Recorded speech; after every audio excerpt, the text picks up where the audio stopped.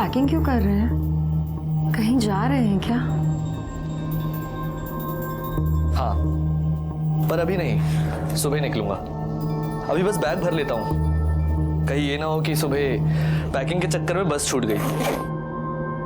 लेकिन आज तो हमारी शादी है ना, और आप कल सुबह चले जाएंगे। घबराओ मत, सिर्फ मैं जा रहा हूँ, बाकी सब यहीं पर हैं, टेंशन मत लो। वो लोग तुम्हारा बहुत ध्यान रखेंगे। एक बात और, कल सुबह लता भाभी तुम्हें कुछ बताएंगी, वो ध्यान से सुनना।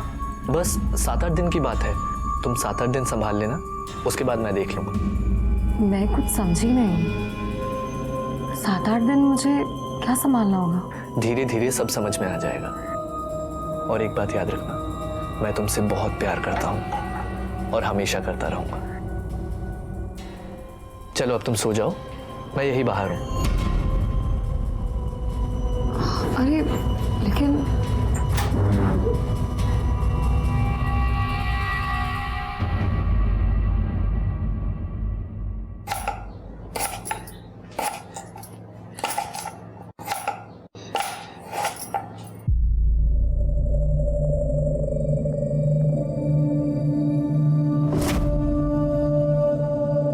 इकडे बघ, आंखें सूजी हुई है।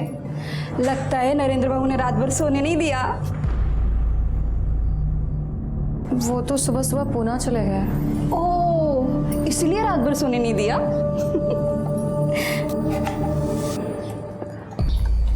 अरे तू टेंशन मत ले, आ जाएंगे वो।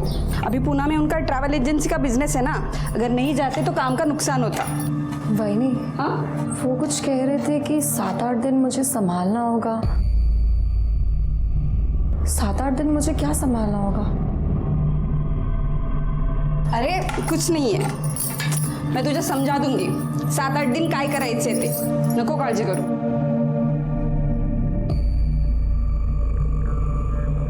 अच्छा, तो फिर मैं आपको वो स्पेशल वाली प्रेस पढ़ाऊंगी। जयश्री कहाँ गई थी? वो मैं बाजार गई थी बहनी।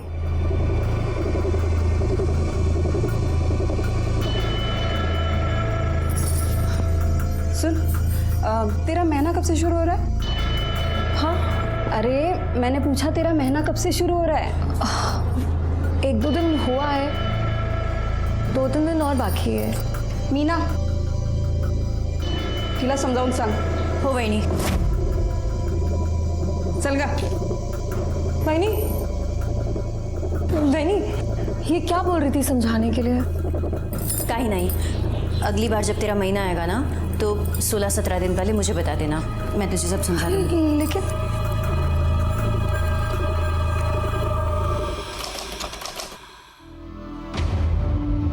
जयश्री,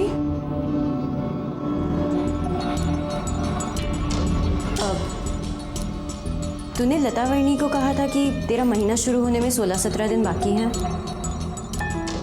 हाँ, तो आज से 6-7 दिन तुझे रोज़ नए कपड़े पहनने होंगे और नए गहने भी। कोई त्योहार है क्या? नहीं, कोई त्योहार तो नहीं, बस इस घर की प्रथा है। अगले 7-8 दिन संभाल लेना। आज से तेरा पहला दिन है, तो बस जल्दी से तैयार होकर बाहर आ जा, हम सब इंतज़ार कर रहे हैं।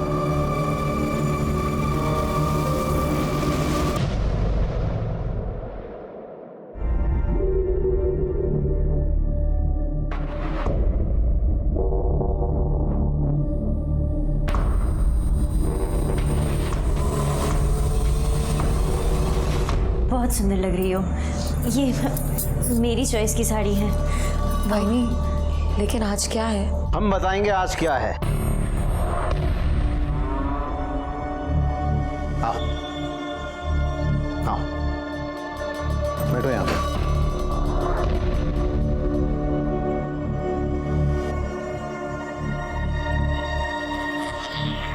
अब हम तुम्हें हमारे परिवार की प्रथा के बारे में बताने वाले हैं। ध्यान से सुनना, क्योंकि तुम्हें अब ये प्रथा निभानी है। हमारे परिवार में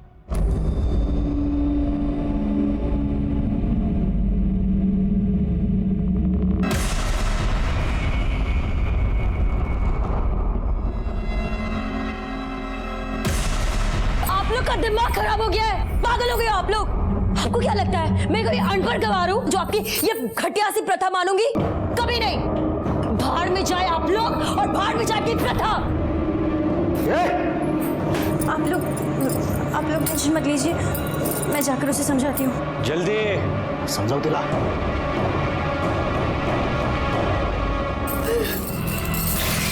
इनको तो मैं चौका दिखा के रहूंगी।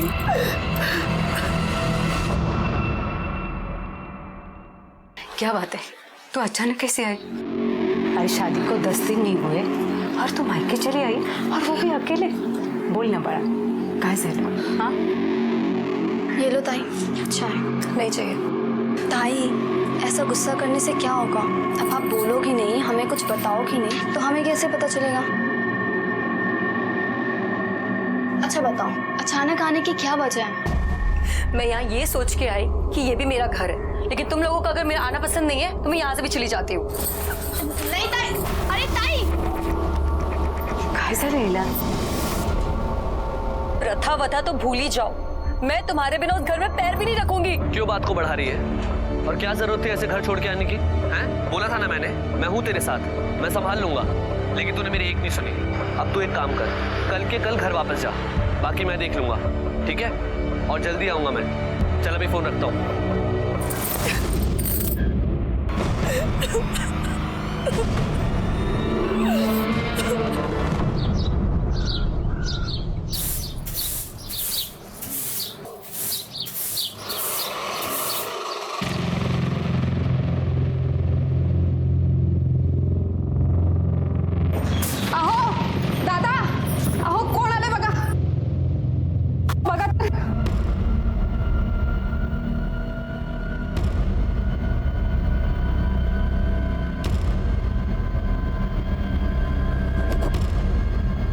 मैं यहाँ आ तो गई हूँ, लेकिन एक ही शर्त पे यहाँ रुकूंगी। हर महीने वो 7 से 8 दिन मेरी बहन रूपाली मेरे साथ यहाँ रहेगी। ये क्या बोल रही है तू? अगर आपको मंजूर है तो ठीक है, वरना मैं वापस अपने माँ के घर चली जाती हूँ। जयश्री रुको, माँ के घर जाने की कोई जरूरत नहीं है, और अगर तुम चाहो तो तुम्हारी बहन पूरा महीना यहाँ पे रहेगी। चलो रूपाली। ये लता, हाँ क्यों बोली तो? अगर हाँ नहीं बोलती तो वो दरवाजे से लौट जाती, और तुम्ही काळजी नका करू, आपली प्रथा तिला मानावीच लागेल। कौन सी थी ये प्रथा? या प्रथा की आड़ में कोई ढोंग, कोई पाखंड चल रहा था जिसे मानने से जयश्री ने इनकार कर दिया था। काफी कुछ बाकी रह गया था इस केस में इन्वेस्टिगेट करने के लिए, जिसकी शुरुआत तब हुई थी जब लोकल पुलिस को एक लड़के की जली हुई लाश की खबर मिली।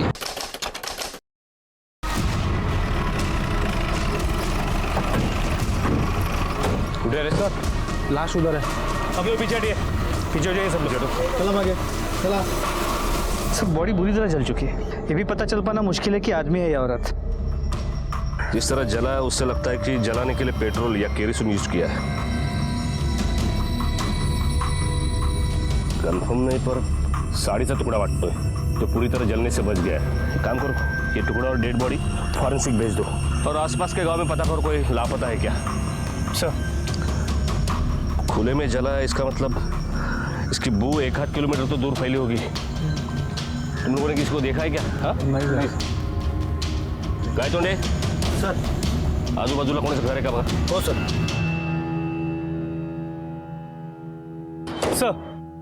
सर आपका अंदाजा सही निकला। फोरेंसिक रिपोर्ट के मुताबिक वो बॉडी किसी औरत की थी जिसकी उम्र करीब 20 से 23 साल होगी और हाइट करीब 5 फुट 3 इंच। उस पर पेट्रोल डाल के उसे जलाया गया, और वहाँ बॉडी के बाद जो कपड़ा मिला था वो किसी साड़ी का टुकड़ा था। मीडिया ने इस खबर को ब्रेकिंग न्यूज के तौर पर चलाया और ये केस बहुत बड़ा हो गया। फाइनली ये केस क्राइम ब्रांच को सौंपा गया। इस केस का चार्ज मुझे मिला और मैं आईओ यानी इन्वेस्टिगेशन ऑफिसर के तौर पर वहां पहुंच गया। हाँ भाई को बोला। वो पहुंच लो, मैं जस्ट पहुंच लो। अरे चाय के लिए रुका था, तब ले ली मैंने गोली बीपी की। अब तुमने पुलिस वाले से शादी की है तो भुगतो। चलो चलो मीडिया वाले सामने रखता हूँ। सर ये केस अब क्राइम ब्रांच को सौंपा गया है। क्या अब हम उम्मीद कर सकते हैं कि इस केस में जल्द कोई निकाल आएगा या फिर जो पहले की तरह होता आया है वही चलता रहेगा? पहले क्या होता आया है, विक्टिम्स को न्याय हमेशा मिलता है, इस केस में भी मिलेगा। हेलो, राजेश यादव। यशवंत सुए। यस सर आपके आगे का प्लान ऑफ एक्शन क्या है सर? सर कुछ तो बताइए सर। Excuse me. लड़की की मौत पेट्रोल डाल के जिंदा जलाने से हुई है, पर स्पॉट पर न कोई पेट्रोल का कैन मिला है ना बोतल।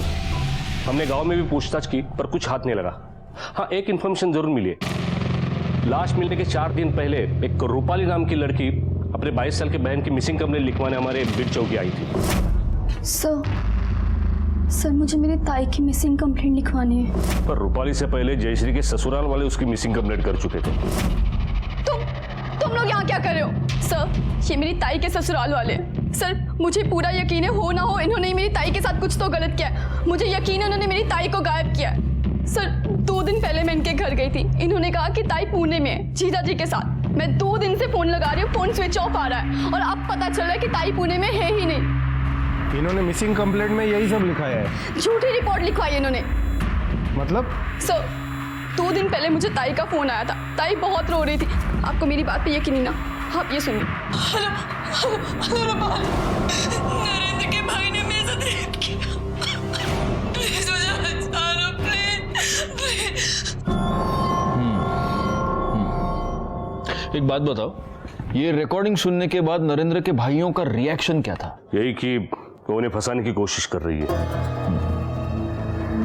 लाश का डीएनए रूपाली और उसकी मां के डीएनए से मैच होता है, मतलब लाश तो 100% जयश्री की है। यस सर, रूपाली के बयान और रिकॉर्डिंग के बेस पे हमने इन्वेस्टिगेशन शुरू की। जयश्री ने कहा कि नरेंद्र के भाई ने उसका रेप किया, लेकिन प्रॉब्लम यह है कि नरेंद्र का एक नहीं 3 भाई है और तीनों रिपोर्ट दर्ज करने पुलिस स्टेशन गए थे। साठे जब उनके घर पूछताछ के लिए गया तो उसे पता चला कि नरेंद्र और विलास मिलिंद और मकरंद के सौतेले भाई है। नरेंद्र को छोड़ के वो तीनों ही घर पर थे।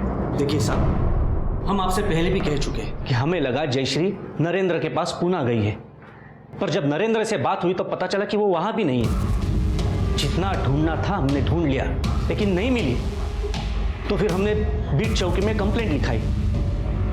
अब आप एक बार पूछोगे तो भी यही बताएंगे और 100 बार पूछोगे तो भी यही बताएंगे। जयश्री ने रूपाली को फोन पे बोला था कि नरेंद्र के भाई ने उसका रेप किया है, और नरेंद्र के भाई तो तुम तीनों। इस बारे में क्या कहोगे? यही साहब कि वो दोनों बहनें एक नंबर की झूठी है, हमें फंसाने की कोशिश कर रही है, झूठा इल्जाम लगा रही है वो। 4 दिन पहले जयश्री ने अपनी बहन को यह बताया कि नरेंद्र के भाई ने उसका रेप किया, और जिस वक्त रेप हुआ उस वक्त इन तीनों भाइयों की मोबाइल लोकेशन घर ही थी। अच्छा, डीएनए रिपोर्ट से यह तो साबित होता है कि यह लाश जयश्री की है। अब सवाल ये पैदा होता है कि क्या जयश्री का रेप जिसने किया उसी ने उसको किडनैप करके उसका मर्डर किया, या रेप करने वाला कोई और है और मर्डर करने वाला कोई और? एक काम करो सुबह, ये चेक करो कि जिस रात जयश्री को जलाया गया उस रात इन तीनों भाइयों की मोबाइल लोकेशन क्या थी। जी, तब तक हम इस केस को शुरू से शुरू करते हैं।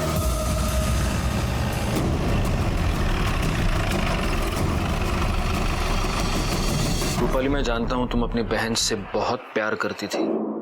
हम उसको वापस तो नहीं ला सकते, लेकिन उसे और तुम्हें न्याय दिलाने की पूरी कोशिश कर सकते हैं। लेकिन उसके लिए हमें सब शुरू से मालूम होना चाहिए। आज से 3 महीने पहले ताई की शादी हुई थी नरेंद्र जीजा जी के साथ। उसके कुछ दिन बाद ससुराल से ताई अचानक से घर वापस आ गई, और फिर जब वापस गई मुझे अपने साथ ले गई। मैं यहाँ आ तो गई हूँ, लेकिन एक ही शर्त पे यहाँ रुकूंगी। हर महीने वो 7 से 8 दिन मेरी बहन रूपाली मेरे साथ यहाँ रहेगी। फिर ताई हर महीने 8-10 दिन के लिए मुझे अपने पास रखती थी ससुराल में। इस महीने में नहीं जा पाई। जिस दिन रात को ताई का फोन आया कि नरेंद्र जीजा के भाई ने उनके साथ रेप किया, उसके बाद से ताई का फोन स्विच ऑफ आ रहा था। एक बात बताओ रूपाली, तुम्हारी बहन हर महीने 8-10 दिन के लिए तुम्हें अपने ससुराल बुला लेती थी, तुम वहां रहती थी, ऐसा क्यों? मुझे नहीं पता सर, मैंने ताई को पूछा भी पर उन्होंने कभी कुछ नहीं बताया। अच्छा, उन 8 दिनों में तुम्हें वहां किसी के बर्ताव में कुछ भी अजीब लगा, कोई अजीब हरकत? नहीं सर। उनकी तरफ से दहेज की कोई डिमांड? नहीं। ऐसा कुछ नहीं था, पर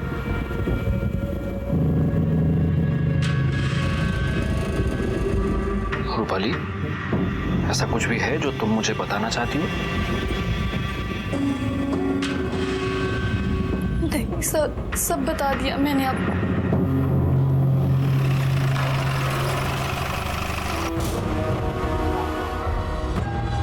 तुम 4 भाई हो ना? चौथा कहाँ है? विलास? सर वो शहर गया है हमारी धंधे के काम से। 8-10 दिन में आ जाएगा वो। 8-10 दिन? वो ये जानता नहीं कि जब तक ये इन्वेस्टिगेशन चल रही है वो गांव छोड़कर जा नहीं सकता? हाँ? फोन लगाओ उसे।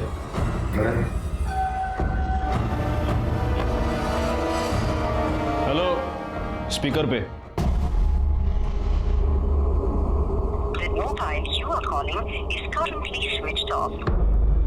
कहीं घर में तो छुपा नहीं है? देखो जरा। साहब नहीं है वो यहाँ पर। देखने में क्या हर्ज है? पैसे थोड़ी लगते हैं। हाँ? साठे गाय तोड़े, चेक करा। तुम लोग जानते हो ना, जयश्री के फोन कॉल के बेसिस पर उसकी बहन ने तुम लोगों पर रेप का इल्जाम लगाया है। रेप अक्यूज्ड होने का मतलब जानते हो तुम? साहब वो दोनों बहनें बहुत लालची है। और रूपाली है ना, हमसे और पैसे निकालना चाहती है और कुछ नहीं। और पैसे मतलब ये सर, वो माँ की बीमारी का बोल के हमसे पहले से 5 लाख रुपया ले चुकी है। अब पैसे की लत लग गई। आपको मुझ पर यकीन नहीं होता ना? नरेंद्र से पूछ लीजिए आप। हाँ साहब, हम पहले उसे 5 लाख रुपए दे चुके हैं। मुझे पूरा यकीन है मेरे भाई ऐसा गलत काम नहीं कर सकते। अच्छा, तुम्हें ये पता है कि ये नहीं कर सकते, तो तुम्हें ये भी पता होगा कि कौन कर सकता है? हाँ? सर विलास अंदर नहीं है। सर विलास आत्महत्या नहीं है। हो गई तसल्ली? अब आप लोग जा सकते हैं। हम कब आए और कब जाए हम तय करेंगे, तुम नहीं। समझे ना? साहब मुझे अकेले में आपसे कुछ बात करनी थी, कुछ बताना है आपको। अकेले में क्यों? जो बोलना इधर बोलना। आवाज नीचे, वरना अगली बार तेरी आवाज निकलेगी नहीं, समझा? बोलो नरेंद्र, क्या बोलना है? यही साहब कि मेरे भाई निर्दोष हैं, उन्होंने कुछ नहीं किया। आपको यही मालूम करना है कि ये सब किसने किया है, तो जाके उस प्रोफेसर से पूछिए ना। प्रोफेसर कौन? जिसे जयश्री का चक्कर चल रहा था, उसका पुराना आशिक। तुम ये सब कैसे जानते हो? जयश्री ने खुद मुझे बताया था शादी से पहले कि उसका कॉलेज में किसी प्रोफेसर के साथ चक्कर चल रहा था। और चक्कर क्या साहब, सब कुछ चल रहा था। मेरे कॉलेज के प्रोफेसर सुशील नायक के साथ मेरा अफेयर था। हमारे बीच में सब कुछ हो गया था, केवल फेरे बचे थे। लेकिन अब ऐसा कुछ भी नहीं है, सब कुछ खत्म हो गया है। नया रिश्ता शुरू करने जा रही हूँ, इसलिए आपको अंधेरे में नहीं रखना चाहती हूँ। उस वक्त मुझे लगा कि कितनी अच्छी और ईमानदार लड़की है, चाहे तो छुपा सकती थी। इसी बात पे खुश होके मैंने उसे माफ कर दिया और शादी कर ली। लेकिन आज खुद इधर उधर मुंह मारती फिर रही थी और मेरे ही भाइयों पर बलात्कार का इल्जाम लगा रही थी। इस प्रोफेसर के बारे में और कुछ जानते हो? नहीं साहब, मैं तो बस इतना ही जानता हूँ। लेकिन हाँ, रूपाली जरूर जानती होगी कि उसकी ताई कहाँ कहाँ क्या क्या गुल खिला चुकी थी। ये नरेंद्र और उसके फैमिली की सारी बैंक डिटेल्स निकालो। थोड़े मुझे लगता है ये दहेज का मामला है, क्योंकि जब मैंने दहेज के बारे में रूपाली से सवाल किया तो मुझे ऐसे लगा कि वो हमें कुछ बताना चाह रही है लेकिन बता नहीं पा रही है। पता करो। सर आपका अंदाजा सही था। 3 महीने पहले, मतलब नरेंद्र और जयश्री की शादी से पहले एक 5 लाख रुपए का ट्रांजैक्शन हुआ था। लेकिन सर ये मामला दहेज का नहीं बल्कि उल्टा है। मतलब ये है कि ये पैसे जयश्री की फैमिली ने नहीं बल्कि नरेंद्र की फैमिली ने जयश्री की माँ के अकाउंट में ट्रांसफर किए थे, वो भी शादी से 15 दिन पहले। ये 5 लाख की बात इन्होंने हमें बताई तो थी, लेकिन साठे सोचने की बात यह है कि शादी से 15 दिन पहले इतनी बड़ी रकम क्यों ट्रांसफर हुई? चलो भले ही माँ की बीमारी का कारण हो, और सोचने वाली बात यह है कि इतना बड़ा घर है, इतने बड़े लोग, इन्होंने ऐसे घर में रिश्ता जोड़ा ही क्यों जहां इतने पैसे देने पड़े? इन्हें तो कोई भी लड़की मिल सकती थी। सर एक बात और, इस विलास के कॉल रिकॉर्ड के मुताबिक उसका फोन उसके घर में ही स्विच ऑफ हुआ।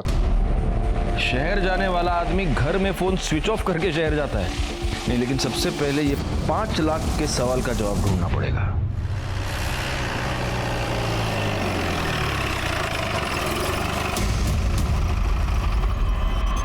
इससे पहले मैंने जब तुम्हें दहेज के बारे में पूछा था तब तुमने ये क्यों नहीं बताया कि नरेंद्र की फैमिली ने तुम लोगों को 5 लाख रुपए दिए थे?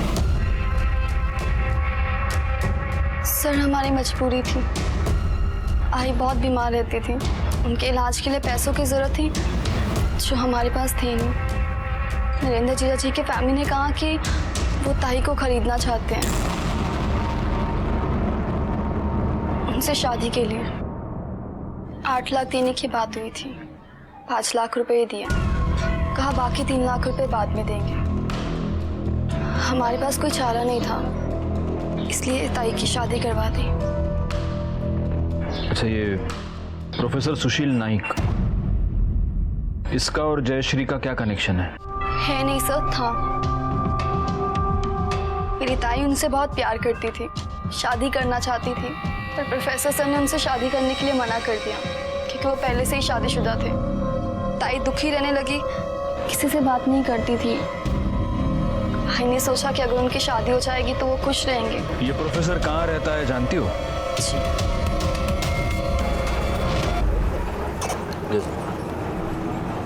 सर मुझे लगता है इस केस में 5 लाख रुपए बहुत अहमियत रखती है और यही कारण जयश्री की मौत का भी हो सकता है। ये मत भूलना छोड़े कि जयश्री ने अपनी मौत से पहले अपनी बहन को जो आखिरी फोन किया उसमें उसने कहा था कि नरेंद्र के किसी भाई ने उस पर रेप किया है।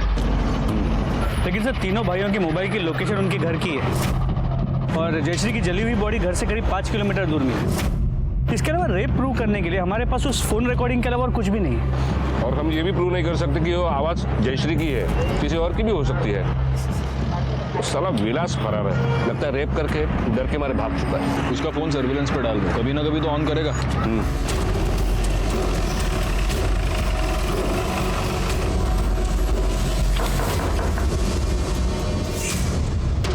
प्रोफेसर सुशील नाइक।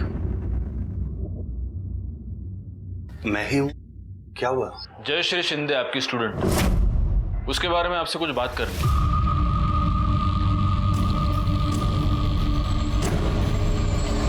सर क्या हम बाहर चलकर बात कर सकते हैं प्लीज? सर ऐसा कुछ अफेयर वगैरह नहीं था। हाँ, मैं और जयश्री रिलेशनशिप में थे, पर वो रिलेशनशिप जयश्री की शादी से पहले ही खत्म हो गया था। किसने खत्म किया? वो सर मैंने। क्यों?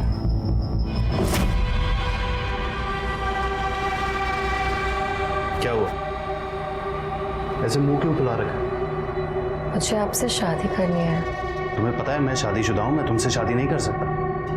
देखिए आप जैसे कहेंगे, जहाँ रखेंगे, मैं खुशी खुशी वहाँ रह लूँ। तुम क्या बकवास कर रही हो? मैंने तुमसे कहा था कि मैं तुमसे शादी नहीं कर सकता, तुम अपनी मर्जी से आई थी। और अगर ऐसा है ना तो आज अभी सब खत्म कर दो। और फिर उसके बाद मैं जयश्री से नहीं मिला, बाद में पता चला कि उसकी शादी हो गई है। देखिए प्रोफेसर साहब, जब तक ये केस पूरी तरह सॉल्व नहीं हो जाता आप गांव छोड़कर जा नहीं सकते। ठीक है सर। Thank you. सुड़े, इस प्रोफेसर के पिछले 6 महीने के कॉल रिकॉर्ड्स निकलवा, पता तो चले पिछले 6 महीने में इसने जयश्री को कांटेक्ट करने की कोशिश की है या उससे मिला है। अगर ये उससे मिला होगा तो हो सकता है मर्डर में इसका हाथ हो। नहीं, ऐसा कह तो नहीं सकते, लेकिन एक बात जरूर है, इस विलास के गायब होने का इस केस से जरूर कोई ना कोई संबंध है। इन तीनों भाइयों से प्यार मोहब्बत से पूछताछ अब बहुत हो गई। इनको पुलिस स्टेशन पे बुलाओ, अपने तरीके से पूछताछ करते हैं। तुम लोगों से मैं बार बार एक ही सवाल पूछ रहा हूं, विलास कहाँ है? किती वेळा सांगितलं, काम के सिलसिले में शहर गया है। इस बात का ध्यान रखना कि तुम कहां खड़े हो और किससे बात कर रहे हो। अब अगर आवाज ऊंची की ना तो ऐसा मारूंगा कि कान बंद हो जाएगा। और तुम लोग अगली बार जब बुलाया जाए तो विलास को साथ लेके आना, वो इस केस में प्राइम सस्पेक्ट है और तुम दोनों भी सस्पेक्ट हो, क्योंकि जयश्री ने अपनी कॉल में किसी का भी नाम नहीं लिया। उसने सिर्फ इतना कहा कि उसके पति के भाई ने उस पर रेप किया। सुड़े, जरा यांची उजळणी करून द्या, सुना वो रिकॉर्डिंग वापस इनको। ऐक रे, ऐक। हेलो रूपाल, नरेंद्र के भाई ने मेरे साथ रेप किया, प्लीज मुझे बचा लो, प्लीज।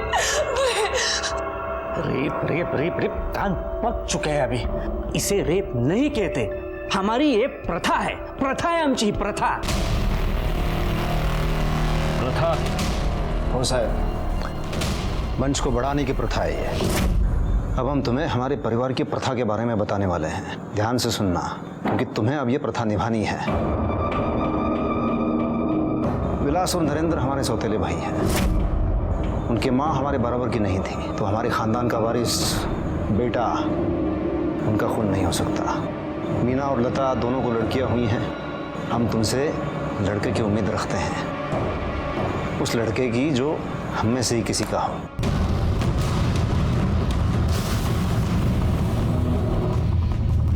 उसके बाद तुम और नरेंद्र जो चाहे पैदा कर सकते हो। आप लोग का दिमाग खराब हो गया है। बाहर में जाए आप लोग और बाहर में जाए की प्रथा। जयश्री इस प्रथा के बारे में पहले से जानती थी। अगर आपको यकीन नहीं होता तो उसके पति से पूछ लो।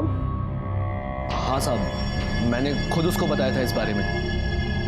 कलगा साहब, आप जो रेप कह रहे हैं वो रेप हो ही नहीं सकता। कानून की नजर में रेप ही है आणि आता तर तुम्ही स्वतःच कबूल केलेत ते। मान्य, हमने रेप किया है, पर आप लोगों के पास सबूत क्या है? लड़की मर चुकी है सर। आप ये साबित कैसे करोगे इस रिकॉर्डिंग से? देखिए साहब, कानून तो हम भी जानते हैं। अब आपको कुछ और पूछना है या हम जाएं?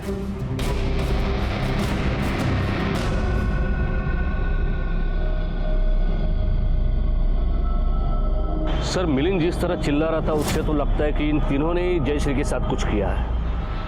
वो साला इतना चिल्ला पाया क्योंकि उसे पता है कि हम रेप प्रूव नहीं कर सकते। सर 2-3 तास आतमध्ये घेऊन तोडूया त्यांना, सगळं खरं बोलतील। लेकिन कोर्ट में प्रूव कैसे करोगे? नहीं, हमें रेप केस पर नहीं, हमें मर्डर केस पर कंसंट्रेट करना चाहिए। जयश्री को जिंदा जलाया गया है और जिस हालत में उसकी बॉडी मिली, 2 बूंद पेट्रोल से तो काम हुआ नहीं होगा। यह पता करना पड़ेगा कि इतना सारा पेट्रोल आया कहां से। साठ, एक काम करो, इन चारों भाइयों की फोटोग्राफ्स आसपास के जितने भी पेट्रोल पंप्स हैं वहां पर दिखाओ। इन्हीं में से कोई एक पेट्रोल लेकर आया है। हो सर। देखिए वकील साहब, हमारी समस्याएं दिन ब दिन बढ़ती जा रही है। इसके पहले कि वो हमें अरेस्ट करें, आप कोर्ट से हमारा एंटीसिपेटरी बेल करवा दो। नॉट पॉसिबल मिस्टर मकरंद, क्योंकि रेप नॉन बेलेबल ऑफेंस होता है और ऐसे केसेस में एंटीसिपेटरी बेल मिलना बहुत मुश्किल है। अरे मुश्किल क्या मुश्किल, हम कहेंगे ना कि हम हमारी प्रथा निभा रहे थे, फिर कैसे परेशान कर सकती है पुलिस हमें? बिल्कुल कर सकती है, क्योंकि रेप को हम छोड़ दें, मर्डर का क्या करेंगे? और जिसका मर्डर हुआ है वो आपके घर की बहू थी, और ऐसे केसेस में सबसे पहला शक घर के मेंबर्स पर ही जाता है। वकील साहब, मर्डर से हमारा क्या लेना देना है? उसके बारे में हमें कुछ नहीं पता। आप ये नई बात बता रहे हो? आप एक काम कीजिए, आप ये अपनी फीस ले लीजिए और हमारा काम कर दीजिए, बस उतना बहुत है। ठीक है।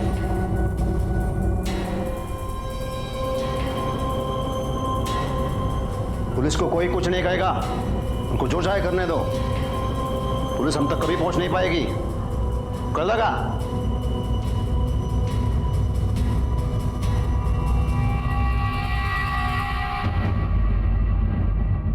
जी सर, जी sir, I am trying sir, लेकिन ये केस इतना कॉम्प्लिकेटेड है कि हमें कोई लीड नहीं मिल रही।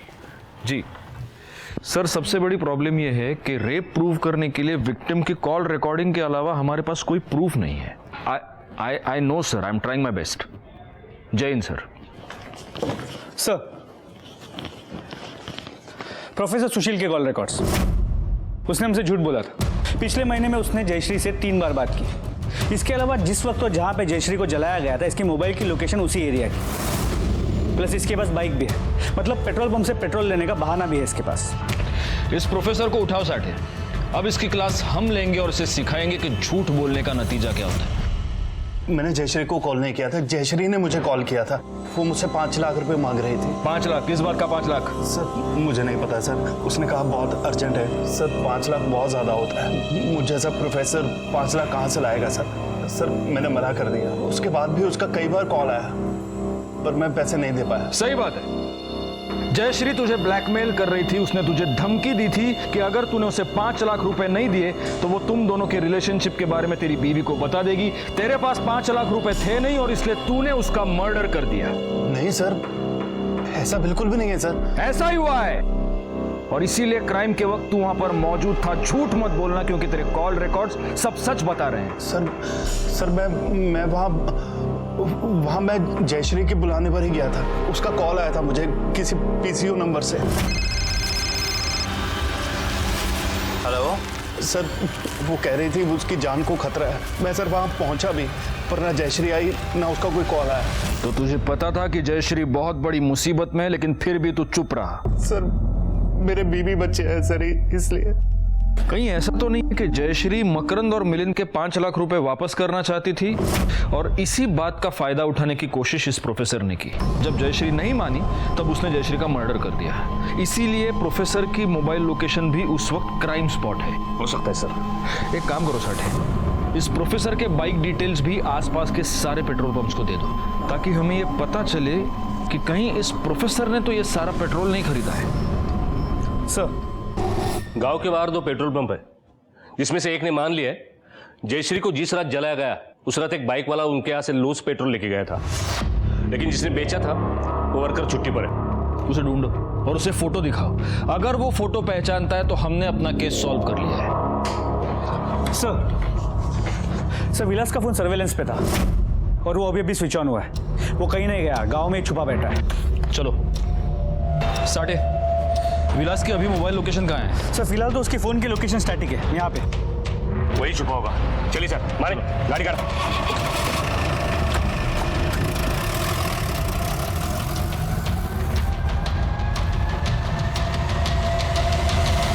तो नेटवर्क ना होने की वजह से लोकेशन नहीं दिख रहा है। लोकेशन नहीं पता चलेगी तो पकड़ेंगे कैसे सुड़े? एक काम करो, हाईवे पे ले लो, हाईवे पे देखते हैं उसको। नेटवर्क आ रहा है सर। हाँ, लोकेशन दिखाई दे रहा है। यहाँ से हाईवे से 500 मीटर दूर पर एक जंगल है, वहाँ का लोकेशन दिखाई दे रहा है। सर मोबाइल की मूवमेंट रुक गई है फिर से। तो वहाँ ले लो। चलो गाइड करो साठे। आगे से लेफ्ट लेना।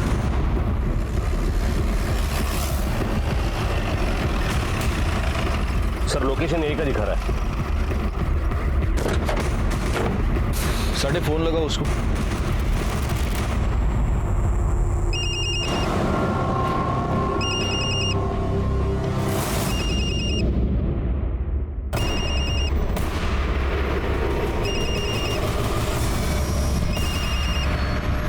फोन पॉकेट में है।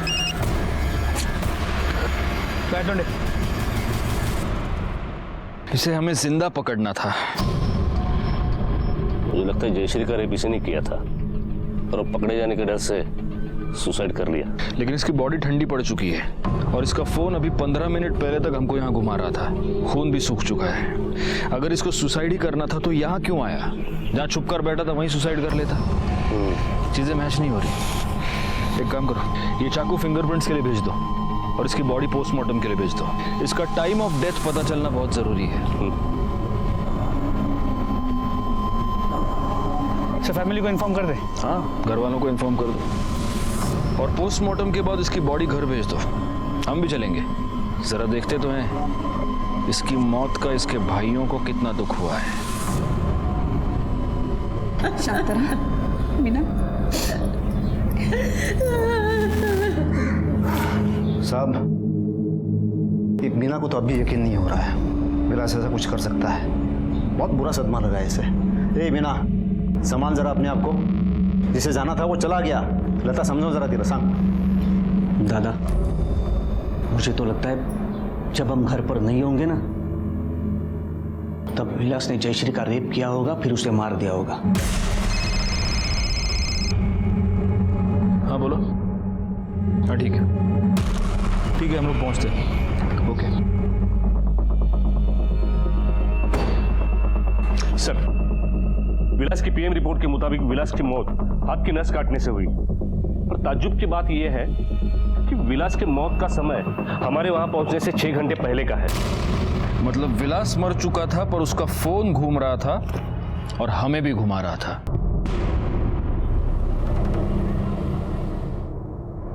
सर मुझे लगता है कि या तो वो प्रोफेसर या तीनों भाइयों में से कोई है जो विलास का फोन यूज करके हमें गुमराह कर रहा था, क्योंकि वो जानता था कि जैसे ही फोन स्विच ऑन होगा उसके लोकेशन के बारे में पता चल जाएगा। फोन घर पे स्विच ऑफ हुआ और अचानक इतने दिनों बाद घर से जंगल तक पहुंच गया। इस मर्डर के पीछे उस प्रोफेसर से ज्यादा उन 3 भाइयों में से कोई है। नरेंद्र के पास तो मोटिव भी है। अगर उसे पता चला कि विलास ने उसके बीवी का रेप किया है तो उसे जिंदा नहीं छोड़ेगा। नहीं, लेकिन नरेंद्र इस प्रथा के बारे में पहले से ही जानता था, तो वो अपने सगे भाई को क्यों मारेगा?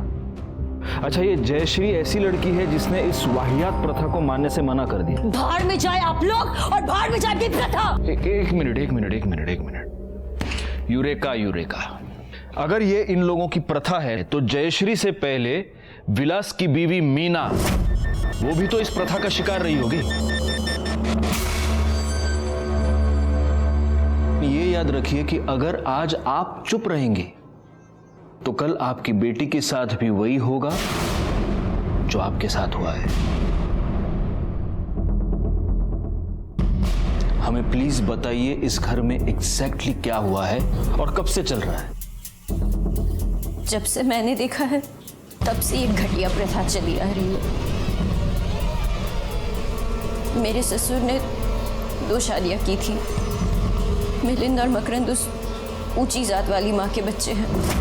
विलास और नरेंद्र की माँ बराबरी की जात की नहीं है, इसलिए भाई होने के बावजूद उन दोनों की इस घर में नौकरों वाली हालत है। जब मिलिंद और मकरंद अपनी बीवियों से बेटा पैदा नहीं कर पाए तो उन्होंने विलास और नरेंद्र को समझाया कि वो ऊंची जात की लड़कियों से शादी करें ताकि ये दोनों उनसे अपना बेटा पैदा कर सके और अपना वंश आगे बढ़ा सके।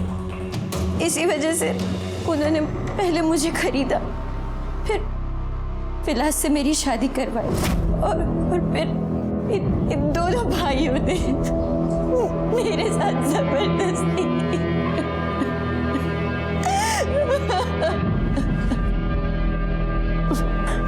फिर जयश्री के साथ भी इन्होंने यही सब किया।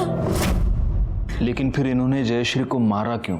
पता नहीं, पर जिस दिन उन लोगों ने जयश्री के साथ जबरदस्ती की वो उसी दिन समझ गए थे कि वो चुप बैठने वाली नहीं है, इसलिए वो दोनों उसे कहीं बाहर ले जाने वाले थे।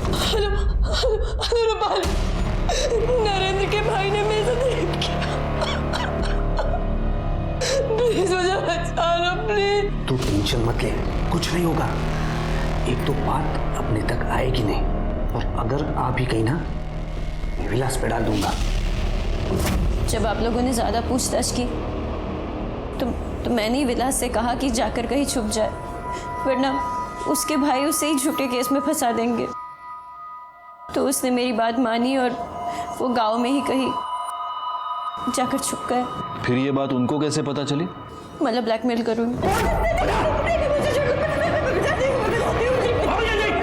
मैंने उन्हें सब बता दिया। मतलब भाई माजी चुका है, पर मैं क्या करूं सर, मेरी बेटी की जिंदगी का सवाल था। क्या आप बता सकती हैं वो जयश्री को कहाँ ले गए? वो तो नहीं पता, लेकिन 2 दिन बाद वो दोनों रात को नशे में धुत घर आए और उनके हाथ में एक पेट्रोल की खाली कैन थी। मीनाताई, वो कैन अब कहाँ है? वो घर के पीछे जो कचरा पड़ा रहता है वहीं पर है।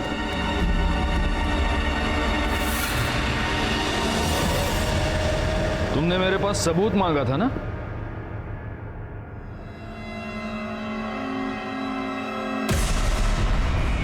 ये सबूत।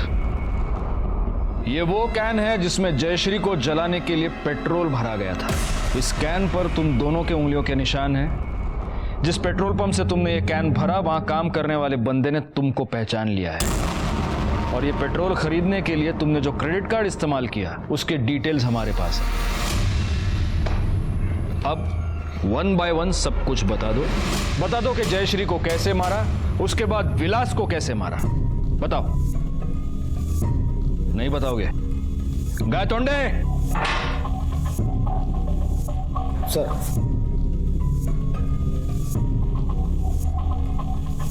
अच्छा होगा तुम अपने मुंह से बोल दो, वरना ये मिर्चियां तुम्हारे मुंह से होते हुए तुम्हारे पेट में जाएंगी और फिर तुम दोनों हर जगह से बोलने लगोगे। विलास को कैसे मारा? चतरा था गायतोंडे।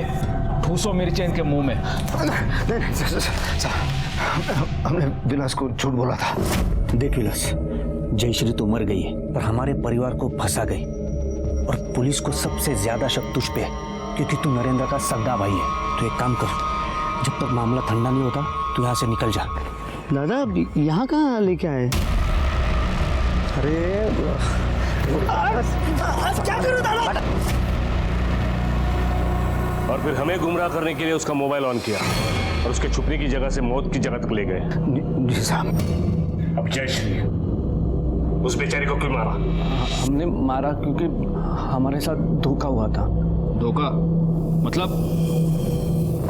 तुम्हें क्या लगता है तुम ये प्रथा के नाम पे जो घिनौनी हरकत कर रहे हो, ये सब करने से तुम्हें तुम्हारी ऊंची जाति का वारिस मिल जाएगा? कभी नहीं मिलेगा, कभी भी नहीं मिलेगा। क्यों नहीं मिलेगा? क्यों नहीं मिलेगा? क्योंकि मैं भी ऊंची जाति की नहीं हूँ, और जो मेरी माँ है ना वो तुमसे भी नीची जाति की है। अब बताओ क्या करोगे? मुझे पूरा दिन यहाँ बांध के रखोगे? बेचारे, शक्ल तो देखो तुम्हारी, ऐसा लग रहा है तुम दोनों का किसी ने रेप कर दिया हो। कहाँ से लाओगे ऊंची जाति की वारिस? कहाँ से लाओगे? इसने धोखा दिया रे हमें। दुलारे, पेट्रोल लेके आ जा, इस 5 लाख के कचरे को यही जला देंगे। जा।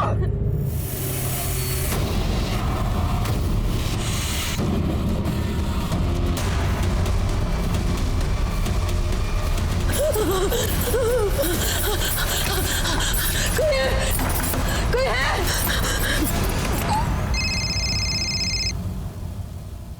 हेलो,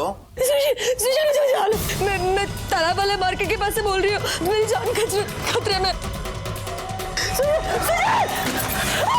हेलो,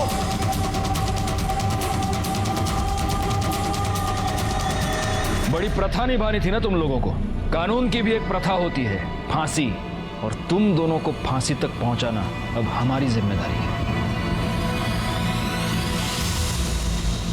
हमारे देश में ऐसी सैकड़ों प्रथाएं हैं जो जयश्री जैसे हजारों मासूमों को अपना शिकार बनाती हैं। आप भी सावधान रहें, जाति पाति रंग रूप प्रथा रीति रिवाजों की अंधभक्ति से बचें, वरना वो दिन दूर नहीं जब नजरें होते हुए भी हम देख नहीं पाएंगे, जुर्म की दस्तक को सुन नहीं पाएंगे। मैं सीनियर इंस्पेक्टर राजेश जाधव आपसे विदा लेता हूं, फिर मिलूंगा। तब तक सतर्क रहिए और देखते रहिए क्राइम पेट्रोल दस्तक, क्योंकि मकसद बताना नहीं, बचाना है। जय हिंद।